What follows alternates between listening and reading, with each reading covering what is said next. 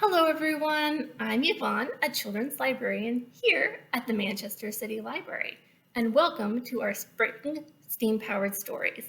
These are story times that are aimed at grades 3 to 6 that have a science, technology, engineering, art, or math component.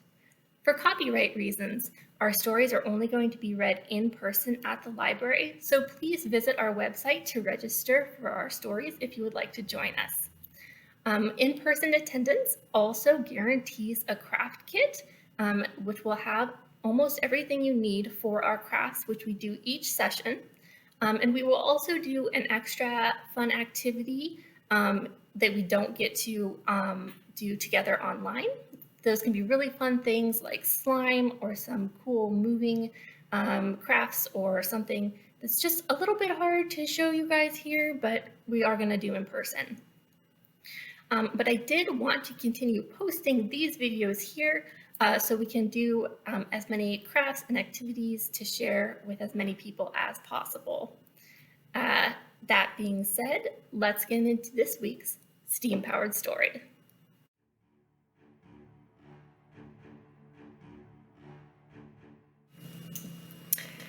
Hello everyone, welcome to this week's STEAM-powered story where we are going to be talking about superheroes. As usual, I've got a short collection of books here on our topic for today. I want to remind everyone that you can come and check out these books from the Manchester City Library if you enjoy the topic of superheroes and want to learn a little bit more.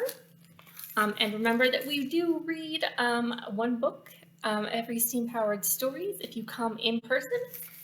So that's always something to think about. And so superheroes actually have some really interesting connections to science and what is the difference between what we can do kind of as human beings right now and what superheroes are capable of doing. And so in our activities and craft today, we're going to explore a little bit about that. And I hope you enjoy it because I think we're going to have some fun.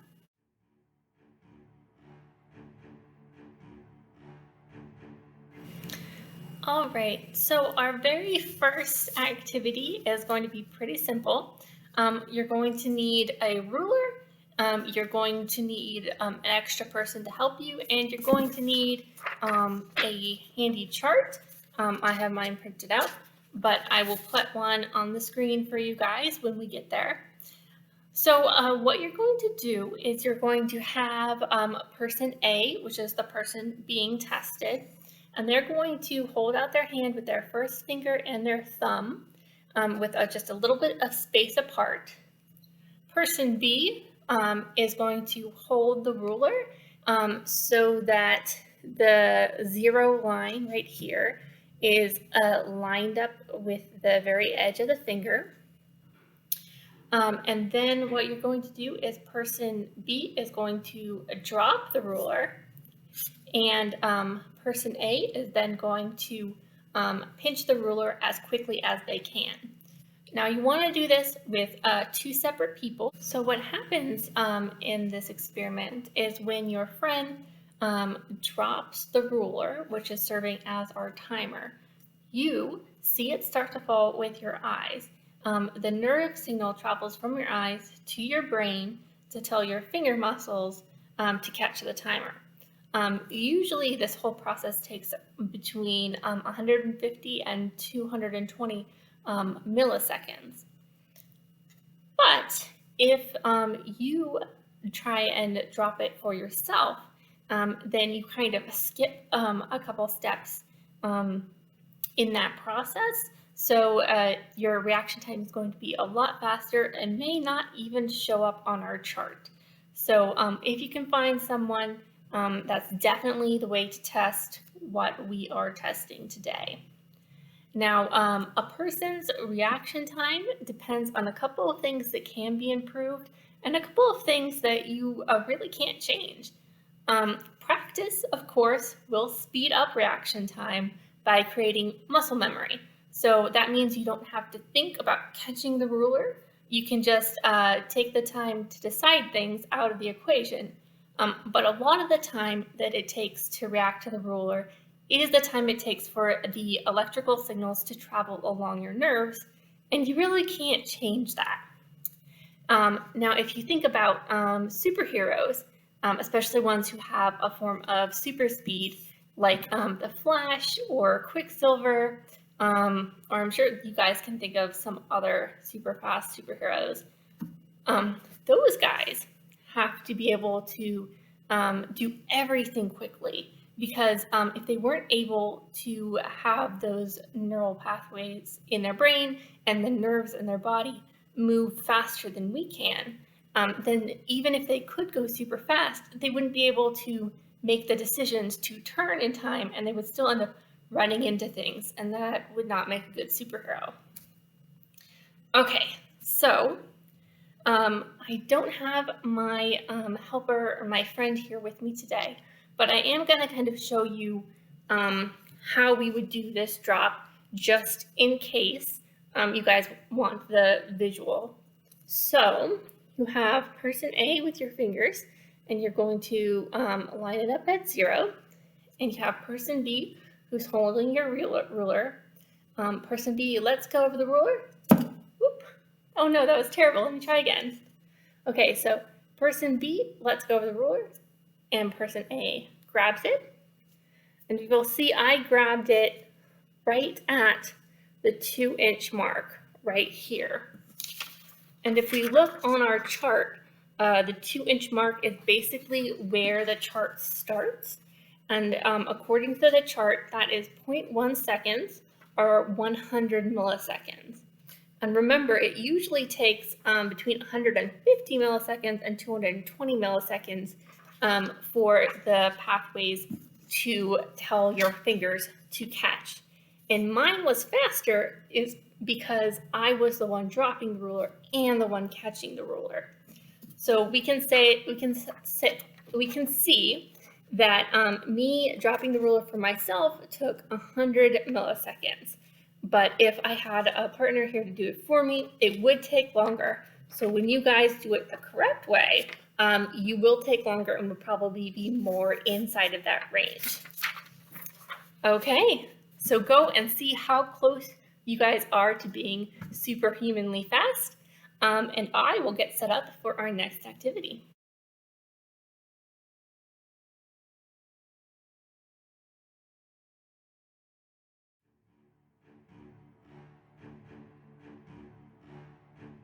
All right, everyone. So for this activity, we are going to be making Zoom balls.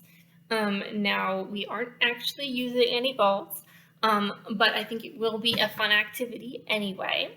So what you're going to need is you're going to actually need 2 empty soda or water or whatever containers. So this is a 2-liter bottle. But a 1-liter bottle will work as well. So to get ready for this, if you guys are doing this at home, you want to get an adult help or at least an older responsible kid, because we are going to need to cut into the bottles.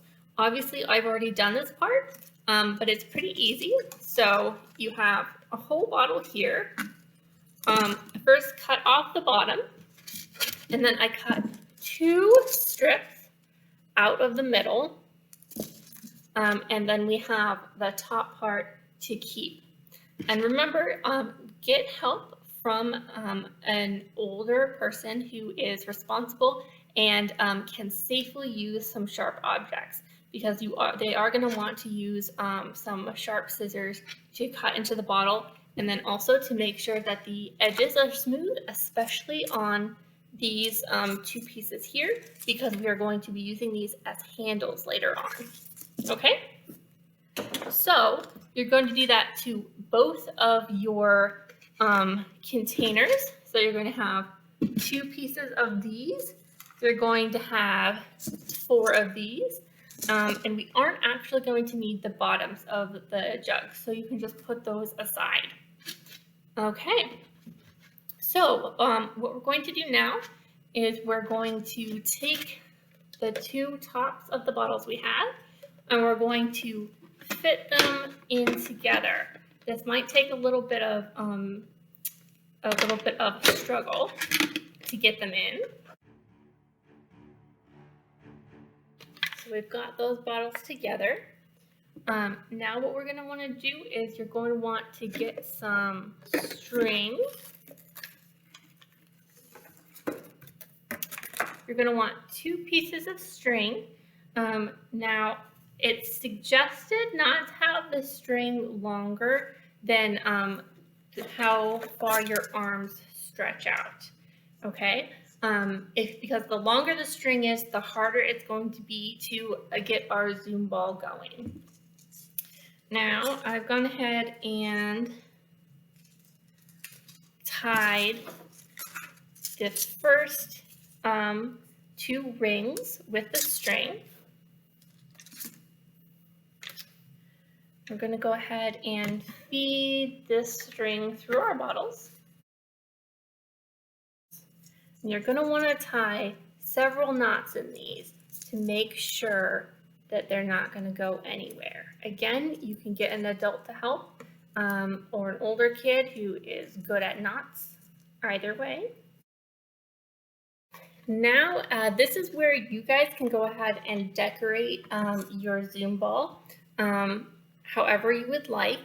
What inspired the inclusion of this in our superhero activities is because superheroes so often will use really cool things like Wonder Woman's invisible jet to fly around, or Batman's different like Batcopters and stuff like that. And so we are actually going to send this flying between you and a friend or a partner. So if you want to decorate it like it is going to be some sort of superheroes spy plane or anything cool like that, go for it. Or else just use your imagination and do whatever you would like to it. But after that, you are all set to start practicing your Zoom ball. Remember, everything takes a little bit of practice, so if you don't get it the very first time to zoom back and forth, that's totally okay. I mean, it's not like Batman was perfect the first try either.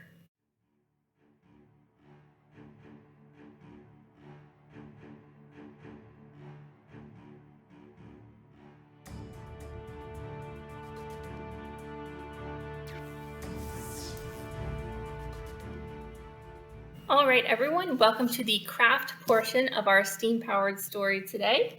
You're going to need to get some tape or some very strong glue. It does need to be strong, otherwise it will not hold, because we are going to put a lot of pressure on our things that stick things together today. So make sure you have a good amount of tape and or some very strong glue. Again, you can always get help with our crafts and our activities. That's totally okay. You don't have to do everything by yourself. But you will also need our craft kit. So these can be found in the entryway to the children's room at the Manchester City Library. It's also the accessible entrance just off of our parking lot. These will be available right after Steam Powered Stories, right after this video goes up. If you do decide to come in person, you will be guaranteed a craft kit that you can take home with you. But if you were not able to come today, then definitely check the entryway to see if there is a craft kit left, because this is going to be a really cool one. All right, so it's a little bit complex today, but we do have our instructions. We have our cyborg hand outline, because we are making cardboard cyborg arms today. We're going to have a thicker piece of cardboard and a thin or long, thicker piece of cardboard. We're going to have 5 strings, and if you're doing this without a kit, or if you somehow lose a string, it is good if they are not stretchy at all. Okay, we're going to have 5 beads in your kit, and these are just pony beads of random colors. And then the very last thing is you're going to have 15 shorter straw pieces and 4 slightly longer straw pieces. And that's going to be everything in your kit. So the first step is, of course, going to be to cut out your hand.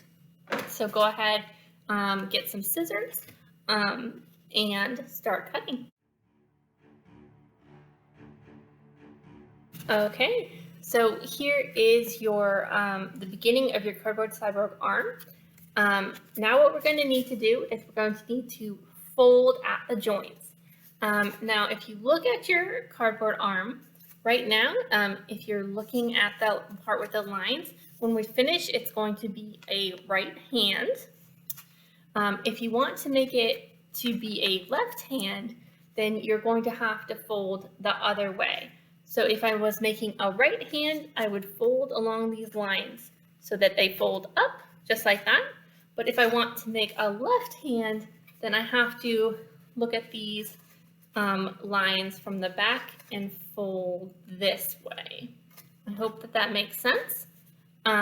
I have previously made a right hand, which I will show you guys at the end. So I think I am going to try to do a left hand here with you guys right now. Okay? Okay, so if I'm making a left hand, I'm going to look at my lines on this side and then fold up. See right along the lines. And again, if you would like to get some help to do this, that's totally fine. It's okay to ask for help. It's also okay to do it by yourself. Okay, and I'm just going to do that for all of the fingers. Okay, so I've got all of my fingers ready to go.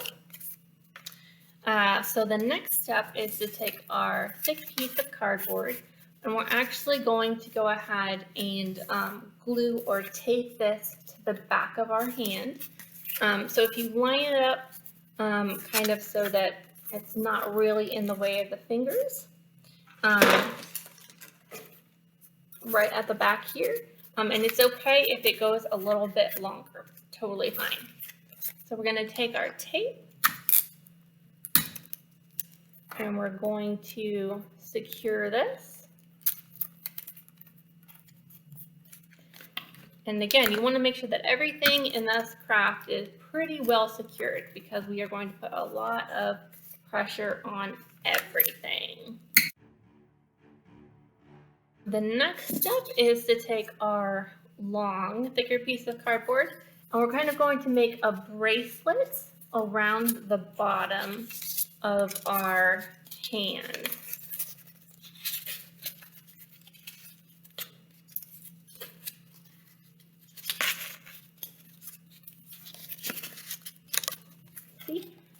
And then we are going to go ahead and tape this on there really well as well. All right, so this is going to be how we are going to hold and control our cyborg arm and hand, is this loop that we just secured. I do want to say that right now, if you are going to want to color your cyborg arm, especially with markers or crayons, I would suggest you do that now because we're just going to add more tape from this point, and it's really hard to color on tape with like markers or crayons or anything. If you do not want to use markers and crayons, that's totally fine. I'm going to show you the really kind of boring cardboard plain version of this. It still looks really cool even if you don't add anything. But I wanted to let you guys know that this is probably the time to start if you want to do that. But if you don't, or if you've done that and are ready to continue, the next step is to add our straw pieces. And we are going to add our straw pieces on all of our finger joints. That's these spaces here that don't have a hole. So if there is a hole already punched in the finger joint, you're going to leave those with no straw. And then we're also going to put straws right at the top here, our small straws at the very tops of the palms where the fingers meet the hand. Okay, I'm gonna go ahead and do that, and then I'll show you what it looks like at the end.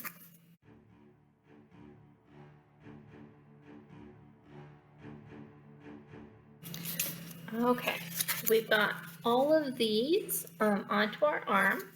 We do have 2 more short pieces left, and then our 4 longer pieces. These 2 short pieces are actually for the thumb, which is a little bit different. So we do have that first piece here, but here where we put straws for the other fingers, we actually have another hole. That's because the thread is going to go back to the back of the hand for the thumb, and we're going to put our remaining 2 short pieces on the back, going down towards the wrist. There we go. Those are our last 2 small pieces. Now we have our remaining large pieces, and those are just going to be put here in front of these 4 fingers, leading them down towards the wrist.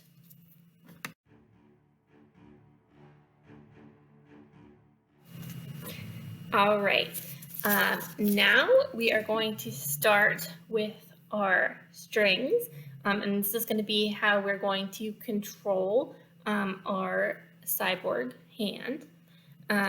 So first we're going to take our beads, and we're going to tie a bead to the end of each of our strings, or we'll need to end up tying a bead to each of our strings. I'll go ahead and show you how we're going to do the first one and how we're going to string it onto our arm, and then we can just repeat that for all the rest of them.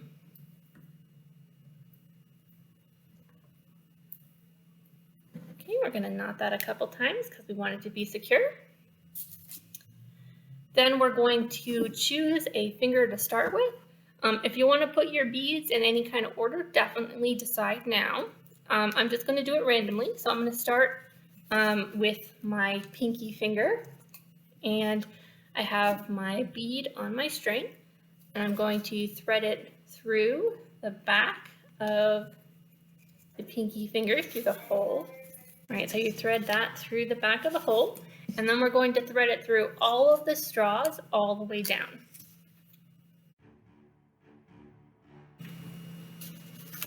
Okay, so we've got that all the way down.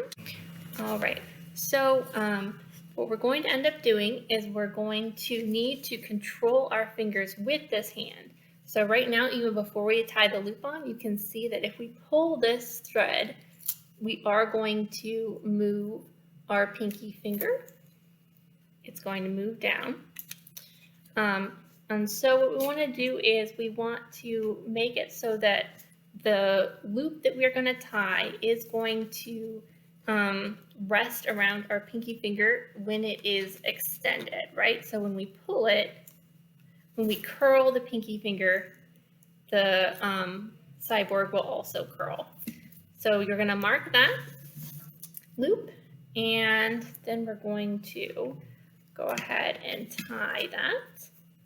Again, if you need some help with this step, it's totally okay to ask for help. And there we go, we've got our loop.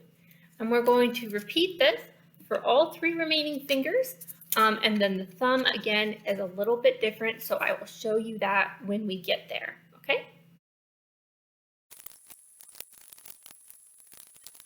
Okay, so we've got all of our fingers all wired up, except for our thumb. So again, we're going to start by threading our beaded string through the back of the thumb.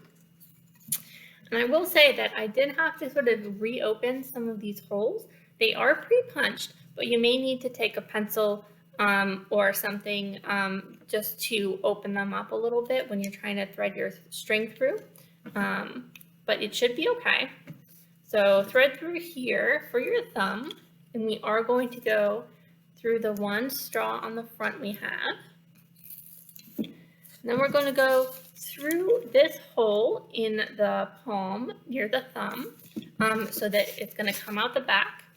And I am going to go ahead and open this a little bit more and try and get my string through.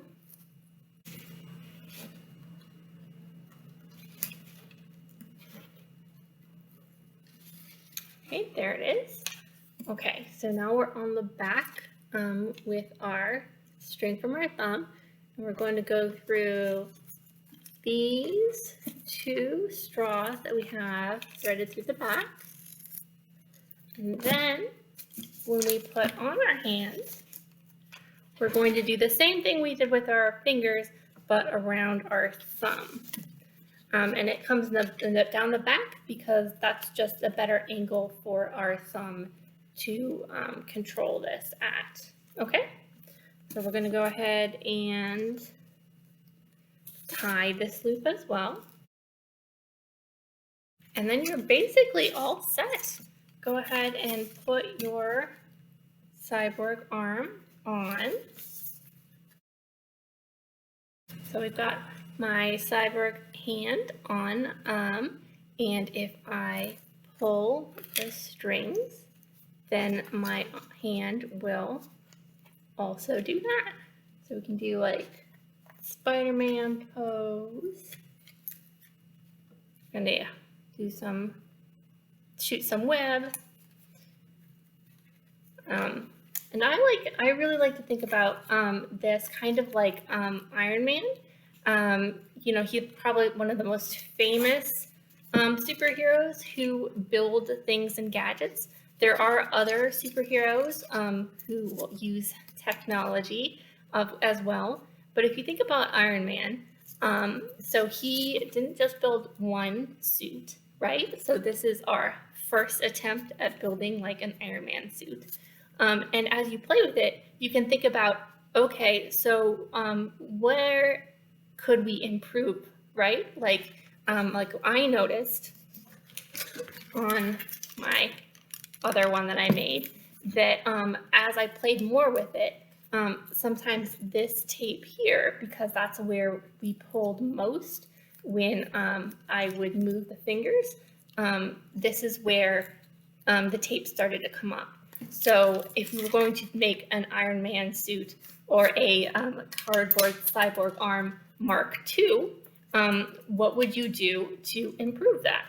And think about other things problems that you find, and think about how you would improve for the Mark II.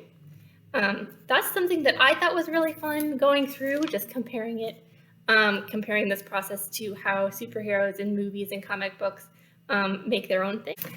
So I hope that you guys enjoyed making this cardboard cyborg arm craft with me. It was definitely one of our more complicated pieces, but I hope you had as much fun doing it as I had making it for you.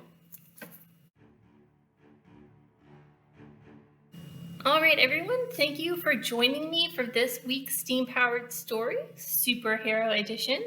I had a lot of fun coming up with all of this for you guys this week, and I hope you enjoyed it as well.